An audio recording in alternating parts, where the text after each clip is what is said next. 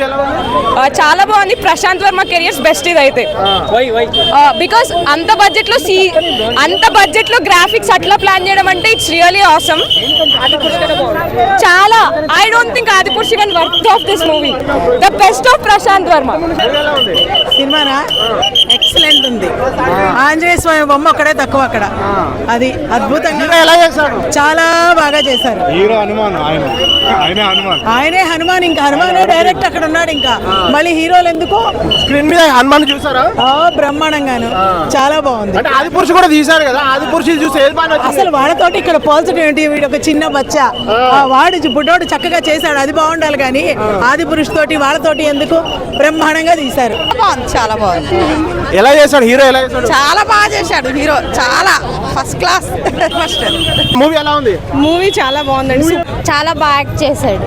Prashanth Varma direction ఎలా ఉంది? చాలా బాగుంది. గ్రాఫిక్స్ కూడా చాలా న్యాచురల్ గా ఉన్నాయి.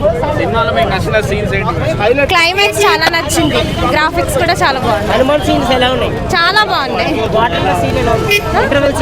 ఇంటర్వెల్ సీన్ కూడా. క్లైమాక్స్ అయితే చాలా బాగుంది. ఆదిపురుషు బాగుందా ఇది బాగుందా?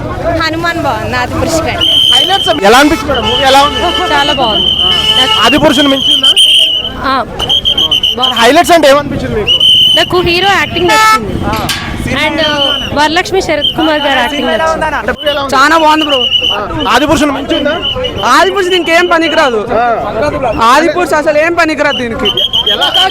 చిన్న హీరో కదా, ఎలా చేశాడు పర్ఫార్మెన్స్? చాలా మెచ్యూరిటీతో చేశాడు, చాలా బాగా చేశాడు. డైరెక్షన్, స్క్రీన్ ప్లే అంతా చాలా బాగుంది. గూస్ బంప్స్ అన్నిటికన్నా హై. బ్లాక్ గుంటూరు కారని బీట్ చేస్తాడు. అది చెప్పలేము బ్రో, మహేష్ బాబు కదా, కానీ చాలా చాలా బాగుంది సినిమా. హిట్ పడ్డట్టు పక్కా. చాలా అంటే చాలా బాగుంది. అసలు ఇలాంటి మూవీ ఇంకా మళ్ళీ రాదేమో అనిపిస్తుంది. చాలా బాగుంది.